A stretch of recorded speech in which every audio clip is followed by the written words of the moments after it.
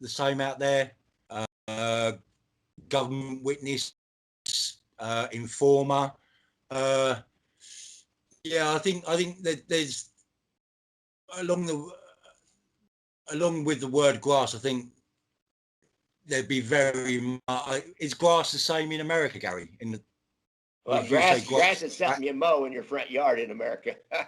Grass does nothing to do with any slang. It's just the green stuff that you mow. I had heard this in English movies.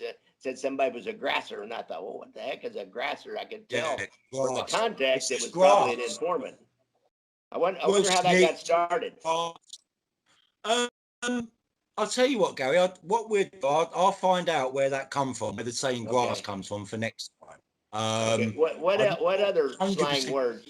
What other slang words do you guys use over there? Like what do you call the cops? Old Bill, cozzers, gathers, Bobby. Well, not so much Bobbies these days. Bobbies is a very old term, but it's more.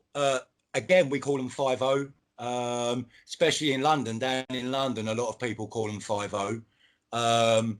Which obviously I think that's the call sign. Is it 5-0? I'm not sure.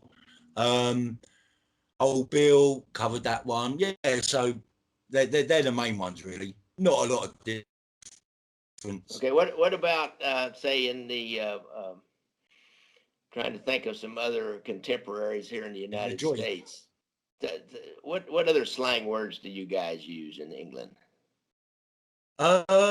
In relation to, let me think. It's quite difficult to think without going along a sort of thing. But I mean, prison would be a good one, I suppose. You've got, we have the block, which is the segregation unit. We call it the block or the chokey. I don't know if that's a similar word in America that you'd use for segregation. But you have sort of slightly different. Say a slightly different, a hugely different prison system over there, don't you? Because you have the county jails, the penitentiaries, federal jail. I mean, it's quite a confusing. You either get a felony charge or a lesser charge. It's quite a confusing legal system that you have out there in America. I think. I think all we've got really here are sort of ACAT, which is top security. Then you've got your BCAT, your CCAT, and open jail, which is DCAT, and that's it. We've just got the 4 levels. Within the high security estate, which is the ACAT, you do have prisons within prisons, which we call closed supervision units or closed supervision centres. I don't know if they're the same. High dependency units, I think they're called as well. So what about, like I know that the projects where all the mainly the poor people live, and a lot of drugs are sold, what we call say that again. So what do you call the project? Council estate. Council estate. Yeah, they're just. Yeah, I mean, there's a lot of, and a lot of people call it the hood. It's obviously because it's short for neighbourhood. So there's a lot of American words that have come over that are replacing English slang as even now. You do find that, especially it's coming through the youngsters. I think a lot of, I mean, I don't watch television myself, but I think a lot of British television is now coming from America, or much more so coming from America. I mean, you make great programs, don't get me wrong. So therefore you do seem to have a lot of the coverage over here. So a lot of the words easily eventually make their way onto the streets from America. Okay. So what about, like, we have you'll find that the like wood in policing, we have local police, and you call them old Bill. Now we have the FBI or the DEA or the ATF. We have the federal police. Now you guys have the what are the different terms? Seem like I've heard the Met for the London police, but then you have Scotland Yard. The Met is just the London police. The Met comes Metropolitan, it's short for, which is obviously Scotland Yard. The London police is the Met. Well, there's not really. We've got, obviously, you've got the traffic division, which is separate. The British Transport Police are separate. They have their own police force, but they're all civil servants, obviously. You then have Special Branch, which is a mixture, if you like, of the Secret Service that everyone knows about, but you know what I mean. MI5, they're kind of linked in with, and then you have there's Trident. No, I've said that. Is it Operation Trident? I think I've got that name wrong actually, but there's specialist area police departments that look after specific areas of the country. So in London, we've got quite a diverse population in London. So the police force have a dedicated task force that deals with black on black crime. Trident is in my mind, and I know it doesn't sound right. It could be something. I know it's something like that. I'll have to check. But there's not. You've got, I suppose, you've got the police force, and then you have the CID, which is Criminal Investigation Department, which is basically a normal Bobby street police officer in a suit. That's the only difference. You find that a lot of CID over here double up as PECs. You often see them in a uniform, and then you'll see them in a suit a few months later, and then again back in a uniform again. Whether or not they've been upgraded then downgraded, or whether or not they've been upgraded for a specific task, who knows? But there's not that many departments like you have, which obviously makes it very much easier for the police over here when dealing with crime and organised crime, because obviously I've heard a few of your podcasts with Bill Owsley. Is it Bill Owsley? Where other FBI departments in other states will work against another FBI department coming in, which to me seems a bit silly, but it's I think there's a lot more politics going on in America than they do over here. That happens. What about oh God, now I have a question in regards to gambling, illegal gambling, sports gambling, and any kind of illegal gambling. What kind of terms are used there? Well, we don't. I mean, obviously, gambling. We have betting offices in the high streets. Most of the high streets now in the UK are betting offices, charity shops, and cafes. That's if you go to a high street for a shopping experience, that's all you'll get. Most of our shopping now is done out of area, but the only really illegal gambling that goes on is the unlicensed boxing. There's still dog fighting and dog baiting that goes on. Lamping, which is where you'll take a gun out at night. With a torch, catch the rabbit in the headlight of the torch, or is it the headlight? Yeah, the light of the torch, and obviously they kill the rabbit. And then you have coursing, hare coursing, where you'll have specific dogs sent out to chase after wild hares, wild rabbits. There's betting that goes on there, and that's it really, Gary. There's not a lot of sort of underground betting that goes on in the UK, really. What about prostitution? How does that work in England? Even there's no, we have the government run the national lottery, and that's it. There's no other sort of lotteries that go on over here. Well, National Health Service, but I know that over there's a lot involved with the lottery. There's a lot involved with the numbers running, everything like that. So we don't have that kind of thing in this country. Yeah, well, we used to have the numbers, but now that all the governments have lotteries now, so that's pretty well dead too. What about prostitution? How does that work, and what kind of terms do they use there? Like a chippy here might be a whore or a prostitute. So what kind of terms do y'all use, and how does that work?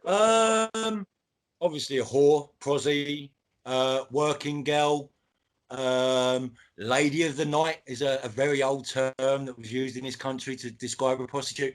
But there's not really turning tricks. I don't know if that's what they call it out there. They're turning tricks. So with prostitution, I think again, I think being the sort of thing it has its own language anyway, which is transferable wherever you are in the world, I think. A madam's a madam, and so on and so forth. Brothel's a brothel, red light district, red light district. I don't think there's a lot of discrepancies between terms used in the world of prostitution. What about how is it broken down? Is there any organization to it, or is it individual girls that work for themselves? Most of them girls. I mean, you've got the Eastern European influence with trafficking, people trafficking. There's a lot of that goes on in this country where girls in Latvia, Lithuania, any sort of Eastern European country are promised a vast array of riches, and they're given money to come over, and then once they come over, they then owe the gangs money for allowing them to come over in the first place. So the gangs get them into flats and get them as working girls in brothels. And that you find there's a huge amount of that going on in this country. So the Eastern Europeans, on the Albanians, they've the market covered, which are the massage parlors. On the streets, you're looking at your local girls, which are the ones that have got the addiction habit, and I mean, most of the girls on the streets, I would say, have drug issues and are working to fund their drug issue rather than for funding anything else. You do get your high class ones as well, like you would anywhere, but that's one thing. I'd never be able to go down that road. But yeah, there's no that's it is what it is really with prostitution. It's what you'd think it would be. You have your pimp, which is as I say, with the Eastern Europeans, but the girls on the street tend to work for themselves, or they work with each other, doing shift work. Yeah. What about narcotics? How does that broken down? Is, in the United States, it's all coming up out of the South right now. Mexican cartels pretty well have all the importation involved, approved. The Mexican cartels have the importation pretty well controlled out of the South. Now, we used to get a lot of heroin out of the Mideast from the La Cosa Nostra mafia, and I think the Mexicans have taken that away. I think they've gotten out of the business. We had Chinese tongs bringing opium out of the Far East at one time, but I think all narcotics trafficking is pretty well controlled by Hispanic gangs of some kind, whether it be South American, Colombian, maybe out of Cuba at one time, but have immigrated to the United States, and the Mexicans. How does the narcotics trade work in England? From what we see, you're looking at a high rate again of Eastern Europeans. There's a lot that comes from Eastern Europe. As you know, you're aware yourself, Gary, there's a lot of organised crime within Eastern Europe, and with the Russian mafia, the Albanian mafia, the Georgian mafia. I mean, the Albanians of West Central London, which is your Soho area, which is one area of the sex industry, since the 60s. So I mean, they've got an established market already. But one of the biggest markets, especially with heroin, is more to do with North London, coming in from Turkey and Afghanistan, but via Turkey. There's a huge Turkish population in North London, and with obviously I'm not giving anything away that I know personally, but it's literally what you see on the news and what we read in the local papers is a lot of it's coming from Turkey or via Turkey from Afghanistan. That's that side of it. So and again, of course, you've got the Ndrangheta in London. There's an Ndrangheta family in London that control drugs, prostitution, and catering as well, believe it or not. Interesting. All right, David. Well, this has been great, been enlightening. Kind of this explain a little bit about organizations and criminal organizations and crime in England, how it's different and the same, and some of the language is different, and so a lot of it's the same. The influence of television and the media. Us Americans, we're always. just about taking over the world. Even in England, we're going to have you guys talking in Southern accents before we get done. So I'm going to sign off now. Believe me, there are some already. I have some already. I mean, I'm actually in where I am in Norfolk and Suffolk. It's quite a flat area of the UK. Therefore, we have a lot of RAF sites here. Mildenhall, Lakenheath, or Brize Norton, which obviously is RAF, but there's a lot of US up here. We've got a massive, I mean, Mildenhall is virtually a town of itself. Lakenheath is a town by itself. So you do find that there's, especially in Norfolk and Suffolk, there is quite a high residential population of Americans. Oh, really? I didn't realize that. Yeah. All right, I better get out of here. David, it's been great talking to you. I'll let you know when we get this put up, and we will. I'm gonna text you or send you messages, some information about that other thing we discussed, and we'll continue this path. This seems to be a good time early in the morning for me, and late in the afternoon for you. So we will probably talk next week. I'm going to take the weekend off. You have a good weekend. Yeah. Okay. All right. Say that again. It got all cut out. Oh, did it? Okay. All right. Nice. Yeah. Nice one, Gary. Thank you very much. Take care. All right. Talk to you later. Yeah.